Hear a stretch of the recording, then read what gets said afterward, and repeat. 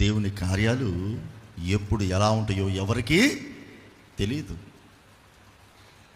మీరు గమనించండి, అనేక మంది యేసుప్రభు వారి మీద పడుతున్నారు.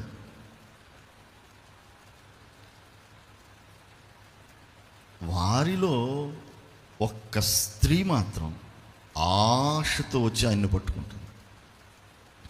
వస్త్రపు చెంగు మాత్రం ముట్టినా చాలు, నేను స్వస్థత పొందుకుంటాను ఆశతో వచ్చింది. అలా వస్త్రపు చెంగును ముట్టుకుంది, స్వస్థత పొందుకుంది. చప్పలు కొడుతూ ప్రభుని మహిమపరుద్దాం. Praise the Lord. ఆశ కలిగి ఉండాలి. మనిషి ఆశాజీవండి, దాన్ని మనం కాదనలేము, కొట్టేయలేము. కాకపోతే మనుషుని యొక్క ఆశ అంతా దేవుని మీద పెట్టుకోడు, అది బాధ. మనుషుడి ఆశ అంతా దేవుడి మీద లేదు, దేవుని మీద ఆధారపడట్లేదు, లోకం మీద ఆధారపడుతున్నారు, లోకములోని వాటి మీద ఆధారపడుతున్నారు. ఓ ఇశ్రాయేలు,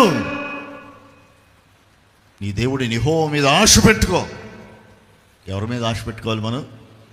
నీ ఆశ ఎవరి మీద ఉండాలి? మన ఆశ ఎవరి మీద ఉండాలి? దేవుని మీదే ఉండునుగాక. యేసు మీదే మన ఆశ,